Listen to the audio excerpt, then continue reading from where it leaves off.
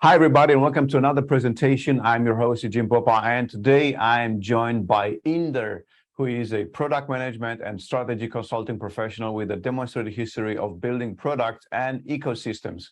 He is also the founder and CEO of Nexweave, which is a fantastic company. I'm using his service and program, and I really love it because it helps me personalize my message to everyone who is reaching our pages and our websites.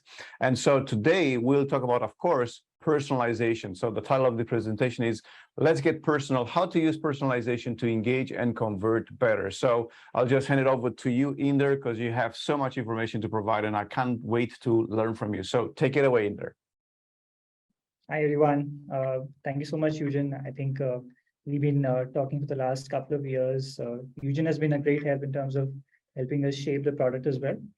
And long story short, I was in the product management space for a decade, where I was helping a mix of businesses, right from internet startups to MNCs, on how they could traverse the 0 to 1 journey as they went from building their first MVP to setting up their growth processes to hitting the first customers, et cetera, et cetera. And in doing so, we realized that a lot of them want to get very personal in their communication. They want to give control to the users on how they want to navigate through content. And that's the theme that we picked up. We realized that people wanted personal and interactive communication to be themselves. So that was the genesis of the platform. Over the last about 2.5 years, we've got close to 4,000 customers who are using the platform now, including coaches, including insurance professionals, including sales professionals, including physiotherapists, medical practitioners, and a bunch of other folks. And I'll show you guys a few glimpses of how it is effective and easy to do. And I'm sure that you will get some value from the presentation. And even after that, if you've got any questions, you can reach out to me or Eugene, and we'll be happy to help you out. Absolutely. So let me probably begin with a very quick set of questions and a showcase of what we do. And yeah, Eugene, you can probably halt me at any point of time if you think I should be adding more content for more context. So let me just begin. Yeah, so we call it Nexweave because we wanted to make a set of tools which could help people weave next generation of interactive experiences. What we essentially do is we help brands, coaches, consultants include personalized and interactive media in their customer journeys, whether it is for acquisition or onboarding or engagement or referrals or upsells or retention. It could be used in a variety of situations. And just to establish what we do, let me begin by showing you 2 examples of mails. And let me probably take some inputs on what do you think would be answered more often by customers as compared to one on the other. And mostly, I think people will go with B because we are in that generation that we are drawn towards something more visual, something more personal. And we, in fact, did this experiment, and we noticed that this was an experiment that we did where we sent out roughly 80,000 emails, where only 15% of them was sent with the Nexweave-based personalization, as compared to the remaining 85%, which was sent with the standard campaigns that were made by the brand teams. And what we noticed is that in the communication that they sent out of the 482 people, 4,827 people that opened those emails, 132 of them clicked. Whereas in our case, because we were representing only the 15%, we managed to get almost half of them to click those messages.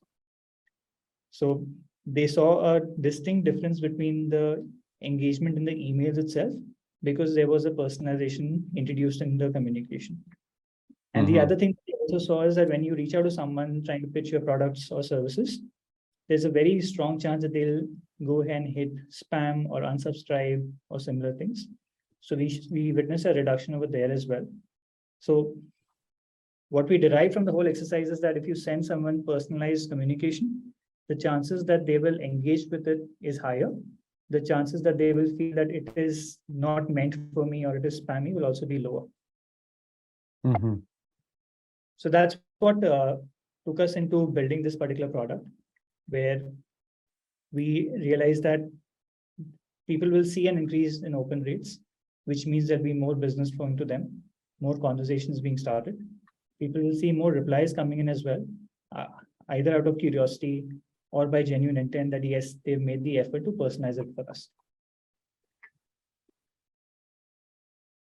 And Does it matter which email software you're using to send the personalized messages? Or let me ask this in a different way. Is Nexweave and your implementation working better with ActiveCampaign versus MailChimp or Mailgun or Aweber or SendGrid or whatever other companies like that? not really. I think it's more about what process you follow. If they're part of your newsletter, then you've already warmed them up for communication that they're going to receive from you. You've taken consent from them to communicate with them. So that's a different set altogether on how valuable they find your communication. If it's not a newsletter and if it's a cold email being sent out to individuals, then it's important to go through the basic steps where you go ahead and warm your email accounts, wait for a certain time, and then send out these communication. And we've not seen any difference, particularly based on the email sender, if you follow the right processes. So it doesn't matter what email sender you're using, your processes matter more. And your creativity matters a lot because the way you design these communication and the personalization in them is going to evoke a better response as compared to one or the other. Okay, for example, if you're looking at this particular set itself, if you're reaching out to someone trying to pitch any of your services as a consultant, then if you come across a graphic like this, where someone is holding your website screenshot and including your logo and the creative, mentioning the name, there's a good chance that someone is going to at least be curious to know that how did you make this particular graphic? If not, be wooed by the graphic itself to have a conversation with you. Yeah, and this is exactly what we do. Yeah, you're already kind of a little bit of a foot in the door. If you're working for, let's say, Hotspot or Zapier or MailChimp, as I can recall some of the names there, and you get this message with your logo, with the way your website looks like. It's kind of like, this guy has gone a little bit of an extra mile to talk my language, to appease me and my unconscious makeup. Absolutely. And there is a deep science involved over here. Like even if you're standing in a crowd and you suddenly hear your name, you're going to turn around and see who called out my name. Okay? Yeah. And images are worth 1,000 words. So amongst all the mails that you get, if you suddenly get a mail where either the image or the GIF contains your name, the chances are that it will draw you to at least read through the rest of the conversation. And if there's any value over there, I'm sure it will just translate into better value for you as well going forward.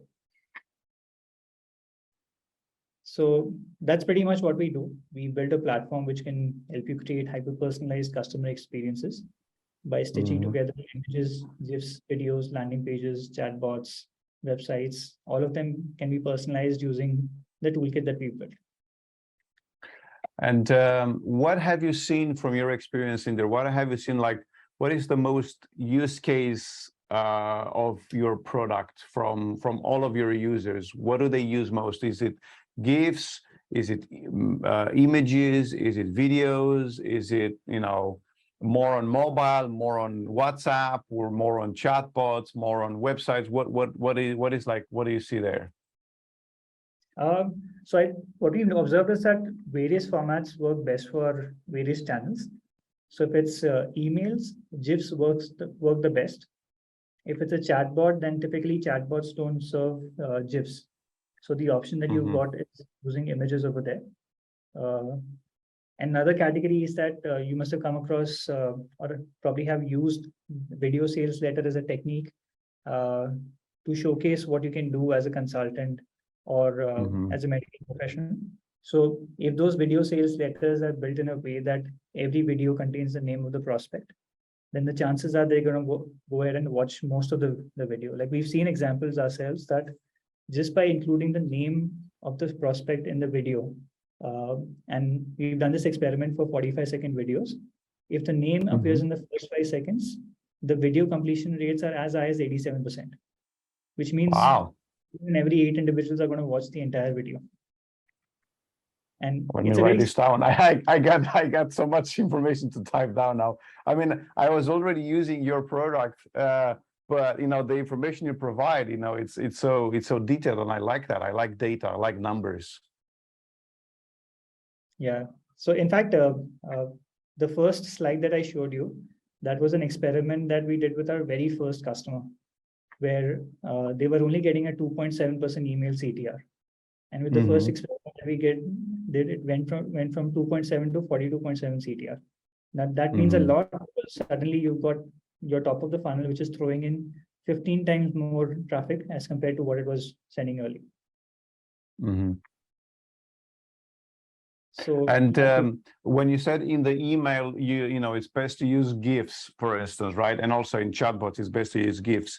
Now, these GIFs can, did you notice if they work better if you have created a GIF, which is a general GIF with the name of the person? Or, okay, let me change the question.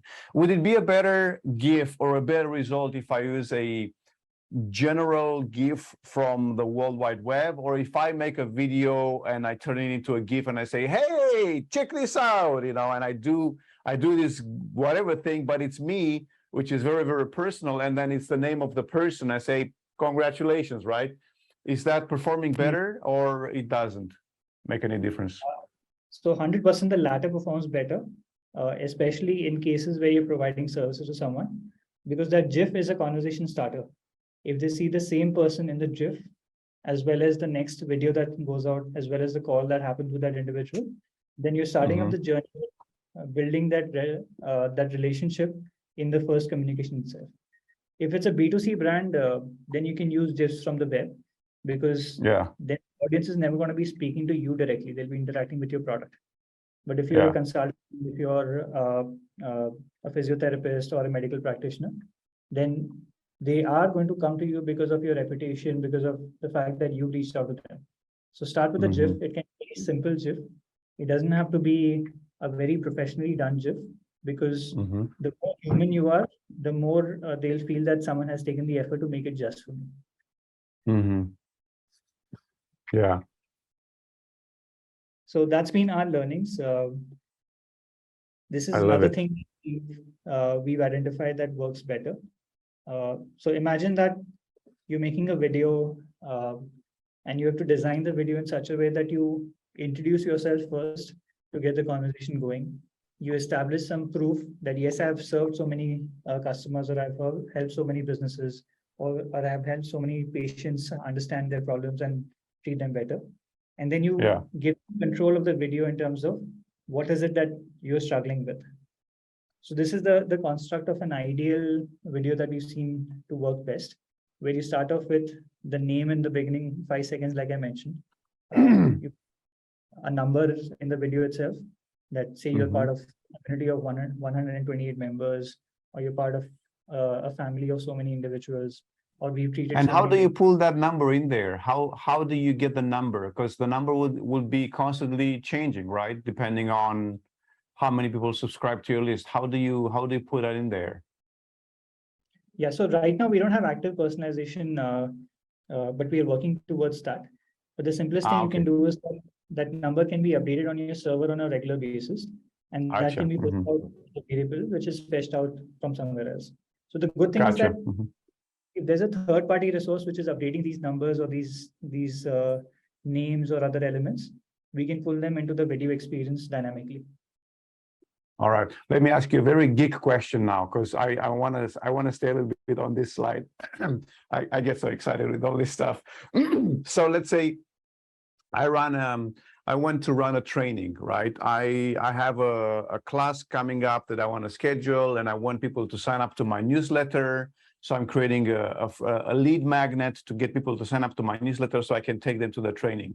So on the lead magnet page, I get people signing up, and then I use ActiveCampaign. Now, can I pull the number that shows up on the second image here? Can I pull that number from how many people fill out the form on my website, or can I pull it from the list in ActiveCampaign where people went in?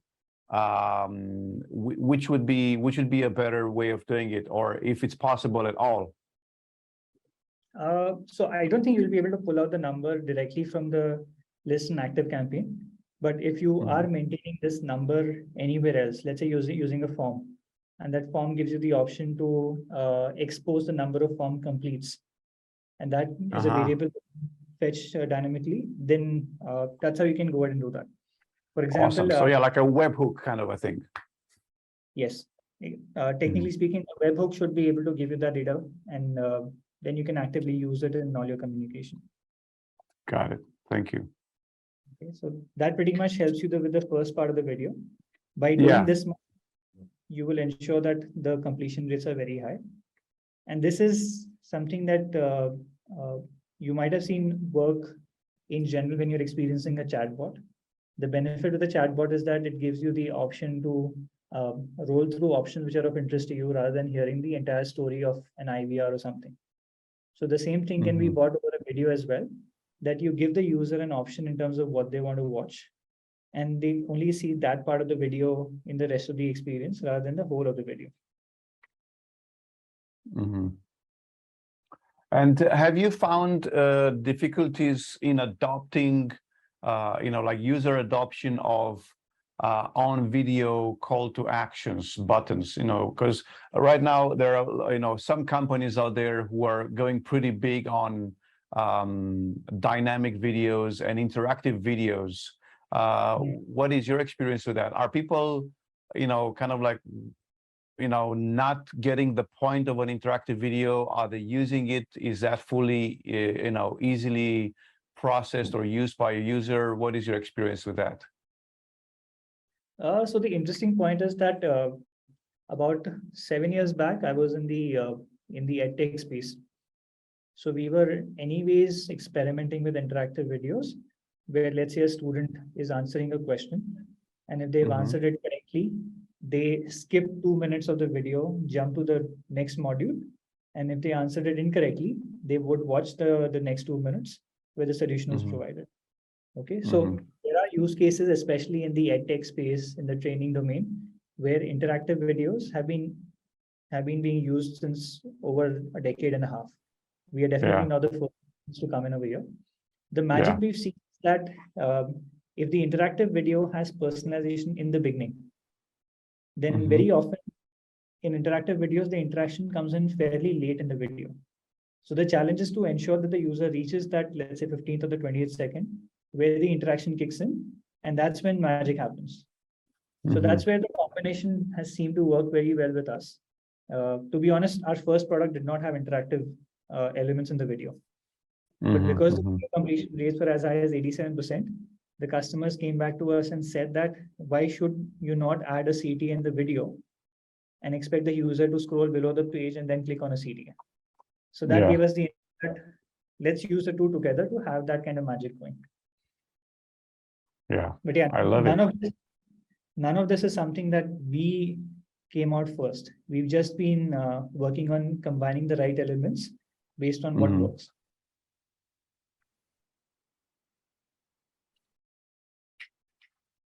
Yeah, So, you don't have to be the first, you have to be the best, right? Kind of a thing. yeah, or at least better, so that you can keep advancing and learning from whatever's happening. Yeah. So that's a glimpse of the solution. The other interesting thing is that many times when you're sending out messages, especially in today's world, you're not sure whether the message is going to be received on a mobile device or a desktop device. So these experiences can be adapted in such a way that on the left, you see an example where the orientation is for a mobile device. where it has been adjusted, the message has been adjusted, and on the right, it's adjusted for a desktop device. And this is on the Very same nice. link. So this is something that is also possible, and it is used by a lot of the B2C companies as well, because they're not sure where the user is going to access the experience. And then again, just like we were talking about simple buttons in the video, you can have more complex interactions as well. So for example, if it's an e-commerce platform, you could give them options on what are they more interested in to purchase. If it's a fintech platform where someone is trying to get an insurance, you can have calculators added. If it's in an education platform, then you can have simple games like this coming within the video, so that you can have higher engagement as well. So this is a so you can way. actually have a video, put a puzzle inside of the video, so you can get to the next step only if you fix the puzzle, right? Yeah, that's also possible. Wow, amazing. I love that. Or complete the sentence or something, you know. Yeah. So again, this is a classic EdTech example. And if you solved it, you can gather those insights through a webhook, push it to a leaderboard to show them that you've done better than 80% of the students or 60% of the students, etc., etc. So I think, like I said, Nexweave, the name came into existence because we wanted to weave those kind of experiences, which will enhance engagement. And we're just getting started in terms of the video piece. We are having a lot of conversations on how we can integrate other tools as well, such as calculators, forms, etc., etc. Engagement level can be picked up a lot more, and people love the whole experience as such. I love it. Do you have the option at this moment? I don't know, because I know, of course, you have call to action. Is there any idea on integrating, for instance, payment inside of the video? So you don't have to click on a button, go to a different page to process a payment, but actually have a payment form inside of a video. Is that doable? Is that possible? So to be honest, payments are a little complicated because basis what country you're in, you will have to follow certain certifications, certain processes. Some of them require you to have a double intent, especially in India, where you first put in your CVV, you get an OTP. So we really dived into that particular aspect consciously, because it just opens a completely new Pandora's box. What can be very simple done is that you can have buttons like this, like buy now on the video itself, which the user to the respective platform to complete the transaction over there. I use the buttons, on our websites for different courses or programs, or for the summits we've been running. We've been using, buttons on the video where saying people, hey, you can sign up now, click on this button or click on the button below the video. And we get some results there. Yeah, so you can have the button on the video as well. In fact, you can also have a form within the video wherein you give them some value in the first 15 seconds and tell them that if you want to see the rest of the video, you put in your details and then submit so that you can see the rest of the video. So those are also lead gates that you can add in the video itself to capture more information of the individuals who are probably even coming to you or to your website on an inbound basis rather than an outbound basis. What was your feedback from users having gated content like this? Because on one hand, you can say, yes, you can get some extra subscribers by asking them to input their data to see the video. But then on the other hand, you might actually lose some of the visitors because they don't easily get access to the information. So do you have any numbers, any feedback on this? What is the experience that you've got from the users? So what we notice is that it depends on the video script, to be honest. If it's a B2B use case, if you're, let's say, a consultant, it'll probably not work very well for you if you've added the lead gate very early in the video. But if you've given them enough value, if you establish credibility, and you've put in the lead gate probably towards the end of the video, it might still work for you. Okay. On the other hand, so not putting it in the beginning, but putting it in the end. Yeah. I think there's no timeline as such, but there should be enough content available for them to trust you to provide those Mhm. details. Otherwise, a lot of them are going to just drop off. Yeah, yeah, yeah. On the contrary, if you're doing this for a B2C use case, let's say you're running a contest or something like that, it's a Yeah. relatively simpler exercise because then the incentive is uh, like fairly high for the ICP that you're going towards. So you can still have Mhm. an urgent element and that could work for you. Okay, but So yeah, what are we looking here at Ashutosh versus Yuvraj? so this is a classic example of, let's say you've connected the platform to say an e-commerce platform, and Yeah.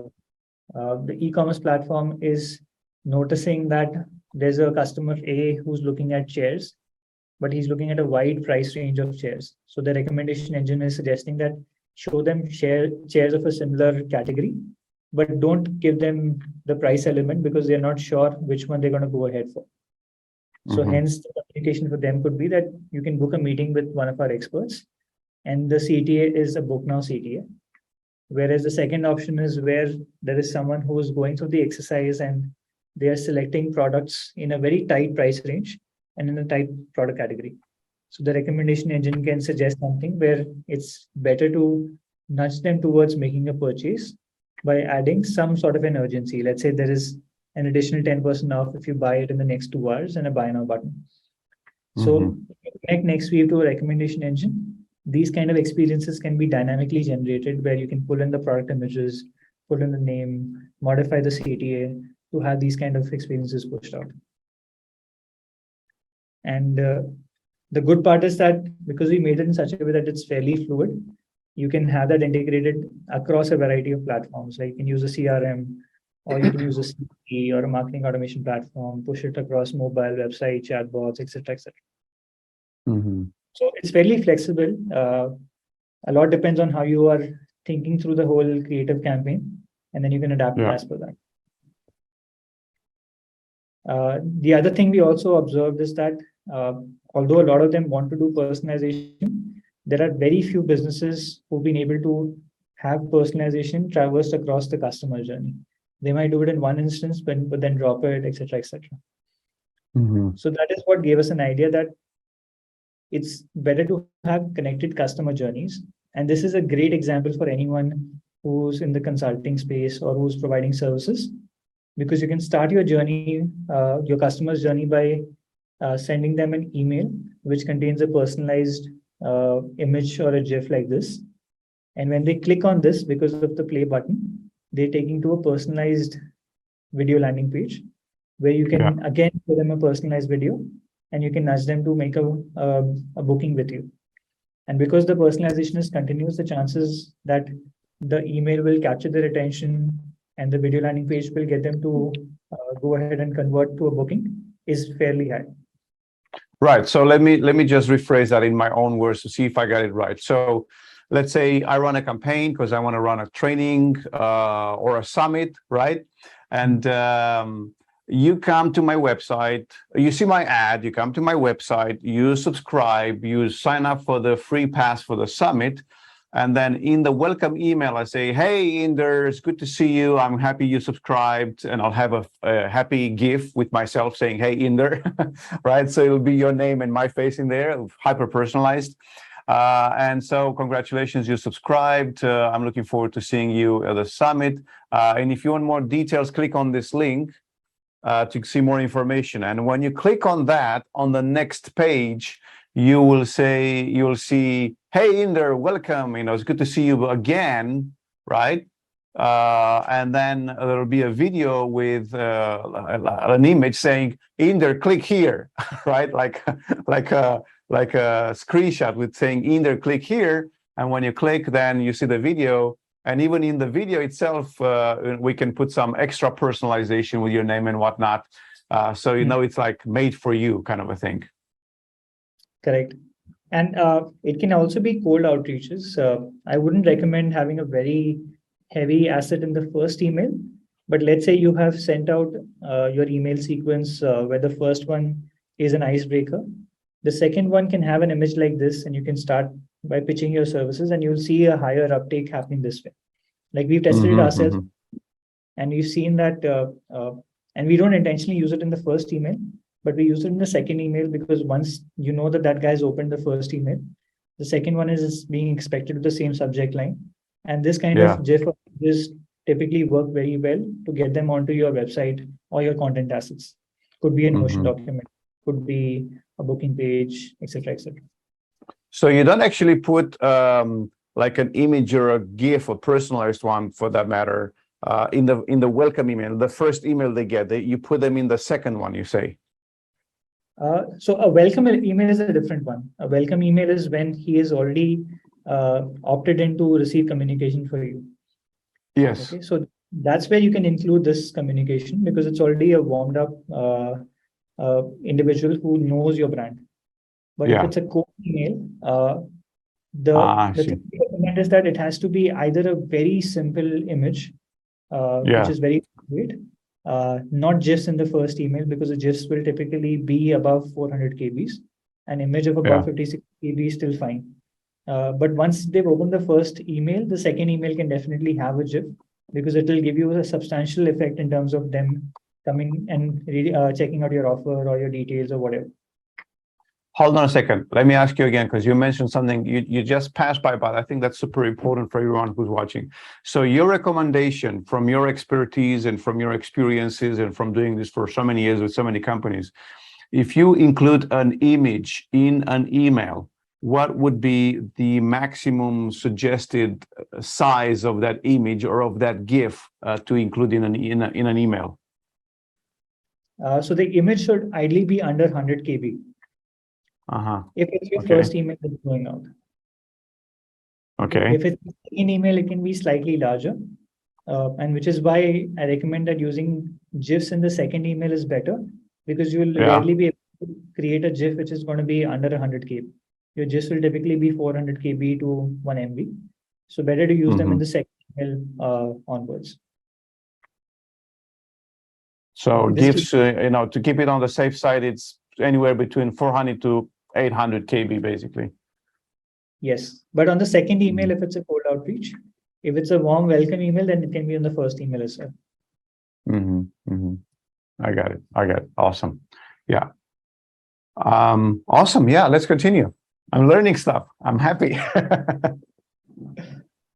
So yeah, this is the most used flow where it goes from an email to a landing page. But you can have this done as an omni-channel set as well, where you can have emails going to landing pages, or WhatsApp messages taking them to landing pages, or LinkedIn outreaches taking them to landing pages. So that's where you can use a bunch of things to start your conversation and bring them to the point where here you've got their attention and now you're trying to engage or convert them. Yeah. Okay, so we've seen that different things work in different countries. WhatsApp works well in India. SMSs work better in the US. Emails, again, are something that work great with B2B audiences, not as much with B2C audiences, depending on what part of the world you are in. And yeah, so this is like to just establish some trust that this particular solution has been used by a lot of individuals already, which has helped us make it much better. So we have close to 4,000 engaged customers now. The member community is expanding. I think it's about 1,400 members right now. We work with some of the largest Indian and international brands as well, in the insurance space, in the beverages space, etc., etc. And we are also discovering new use cases as we go along. So the interesting fact is that 40% of our customers are agencies or consultants who have used it along video sales letters or cold emails or email newsletters. So for those of you who are watching this session, I'm sure that if you try experimenting something like this, you will see at least a marginal uptake, if not a massive uptake, in the metrics that you really are tracking for your business. And I'm very happy to say I'm one of the proud users of Nexweave, and I'm super excited because there are so many possibilities involved here. where have you seen from your data, from your statistics, which kind of industry maybe have you seen the biggest uptake in the using of your software? So like where did you see most results? That's quite basically my question. Is it like, coaches? Is it software? Is it advertising, marketing agencies? Is it B2B, B2C? Where did you see that? Like they generated most reactions or responses to the using of personalized communication? So we've seen the B2B segment pick it up a lot faster than the B2C segment. That's also because sales cycle in both the segments are very different. In the B2B segment, we've had a lot of agencies, a lot of coaches and consultants, a lot of e-commerce companies also coming in, or agencies serving e-commerce coming in, and they are working with us to see how they can help their customers better. In the B2C segment, we've seen very large examples of insurance companies, beverage companies, automotive companies, gaming companies who are using it. It makes sense in the B2C space when your audience size is at least half, 50,000 individuals or more, so that you can do a very rich campaign, shoot a nice video for them, have that personalization done with the marketing automation, etc., etc. Whereas in the B2B space, it's fairly nimble. You can go ahead and shoot your own video, add personalization, include it in the cold outreaches or your newsletters, and still get a tremendous value from doing this exercise.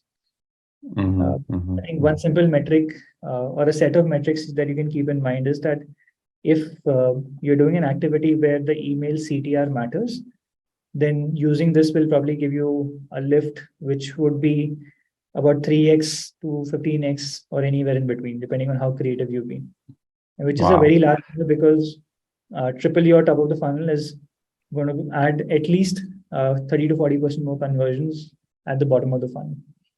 Yeah, for sure. And so basically, for everyone who's watching this, maybe Nexweave won't necessarily, or personalization. Actually, you know what? Even in the title of an email, when you send out an email, you have the possibility to personalize the email, right? And say, hey, Inder, check out this new stuff, right? So I put the name, like for instance, I can do that in ActiveCampaign, right?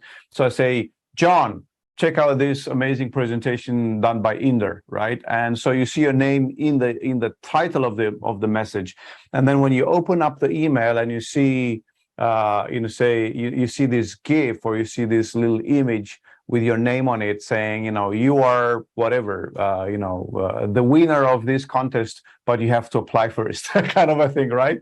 So you get them into the flow, you get them into the participation.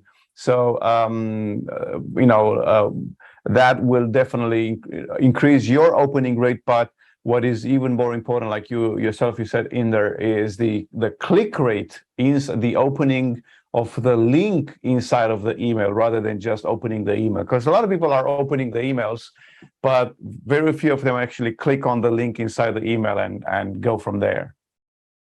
Absolutely. I think the whole science is very different. We don't really impact how many people open the email, because the subject line will be having very limited options in terms of what you can personalize over there. But once you're opened the email, or you've opened a WhatsApp message, or you opened a landing page, that's where having visual personalization makes a big difference. Where although I wouldn't want to quote numbers over here, but we've seen examples where even 15x has been achieved, as I showed you in the first slide. But I strongly recommend. So we have seen examples where CTR went up by 15x. I'm not saying 15%, but that's one of example. You'll typically see 3 to 5x improvements. And what I strongly recommend is that do an A/B test with maybe a 2 or 3 rounds of iterations, and you'll find the secret sauce that works for your industry. It's just that you'll see a higher set of metrics when you're using personalization like this. Awesome. So now, how can people get to use this? How, what is the next step? Because now you dazzled us with all the numbers and the statistics, but how do we actually get our hands on, for everybody who is interested in doing a bit more personalized outreach? And I'm not talking, when I say outreach, actually, I'm not saying outreach, because I'm not talking about cold email. I'm talking like, hey, I have a newsletter. I want to personalize it for my subscribers. So, they feel more pampered when I send them a message. So how do people get to use your product? So let me probably show you guys one very simple example.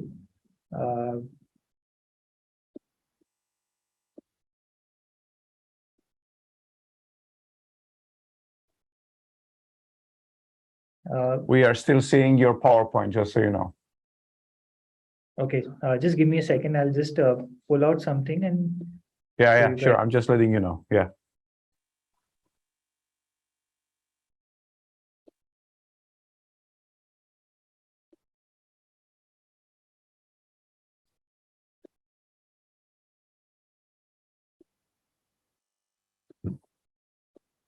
Yeah, can you guys see my screen? Yeah. Yeah, so let's say I am in my Gmail editor. Yeah. You go and construct the experience inside Nexweave, where you upload a GIF or an image, connect it to a landing page so that you have the whole personalization set. And now whether I want to do it on a one-on-one basis or send it to a list, both of them are possible. I'll show you a quick example of one of them. So let's say I want to go ahead and include a personalized GIF that connects to a landing page. And I'm, let's say, reaching out to Elon Musk, his domain, let's say Tesla. And what I intend to do is that when I send him this email, he'll be nudged to come, watch the email, click on it, reach my website or my offer page or something like that. Yeah. To increase the chances of him having a conversation. So what you'll notice is that in the mail body itself, you will see a GIF that is going to be connected to the page. It might take some time to load because we're doing it after a while. But yeah, this is one of our co-founders, Harpreet. We have dynamically pulled in the website screenshot, the name. There's a logo also appearing very subtly over there. It is intentionally done in a way where it is not looking like it's a professional shoot, but it's like someone who's actually in an office setup trying to have a conversation with you. And if you notice, when the user will click on this, they'll be redirected to the website. So when they reach the website now, this is the standard website, but the website is going to be then modified into a personalized version for them, where you'll notice that the video over here now contains their name.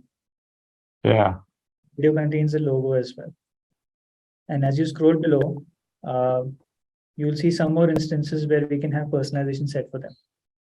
And when you see the video, are you struggling to get engagement on your emails and landing pages? It's going to contain personalization in the video as well. So what we've done is we made it very simple for even consultants who are looking at, let's say, various websites, looking at some opportunities, and they want to send them through a quick experience. Where this could be a video that talks about what they do, starting with a personalization in the beginning. And yeah, this could just make that small difference in terms of not having a conversation versus having a conversation. And that could by itself open up a lot of opportunities for you. And you know what would be funny here when it says, have you been struggling, Elon, with getting engagement? that would have been Elon, but I'm sure that a lot of small businesses would have similar problems or something like that. Yeah. And I know you can use Nexweave with LinkedIn, for instance, right? Mm-hmm. So is it the same thing? Like, I go to LinkedIn, I have the little button there, like you do in Gmail, and then you select the GIF, but also you have to have an account first with Nexweave, and then create the assets before you do the reach out, correct? Correct. So Oh, like in look, this that's case, me there. so if I'm on this particular page right now, or any individual's page, there's Yeah. going to be a button here. Now, to get this button, you'll have to have an account with Nexweave, install our extensions, as you can see over here, so that you can fetch the campaigns and make them available over here. And then I'm not sure which of these would work best over here, but let's say if I'm going to be using this one, assuming say Eugen is from Amazon.com.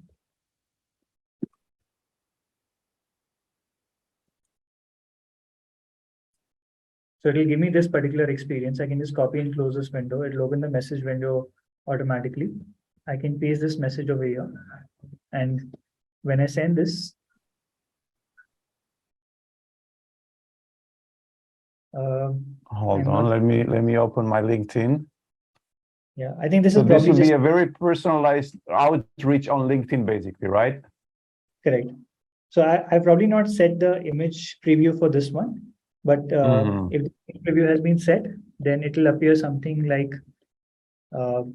this particular example, Yeah. where the image will also appear over here in the same way that is personalized for someone. So I'll probably zoom into this particular image to give you a better idea. Yeah. So that's how you can use it with LinkedIn, with emails, and there are a ton of integration that we've already done. So you can use it with a bunch of other tools that you're using. You'll most likely find an integration document for the tool set that you are already using it with. And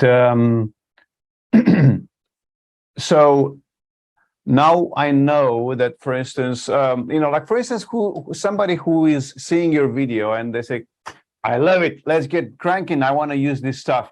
What would be the normal flow of steps? Like they, go to your website, they sign up, they create an account. Do you have like a free option, like a trial account, or how is that working out? How, what is the process in there? Yeah, so you can head over to nexweave.com. You can get started for free. We have a freemium model where you can sign up and unlock 100 credits. That's the model that we have right now. We are exploring other options in terms of whether we should do a flat trial or not. But now's the chance. Just sign up and you can use these 100 credits whenever you want. Once you've signed up, you'll be appearing onto a particular panel. Let me show you how it appears.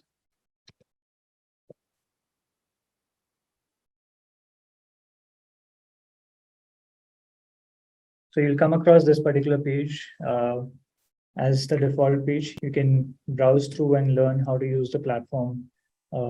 There's a ton of documentation available, right from making the video templates to setting up the plugins to personalizing your website, etc., etc.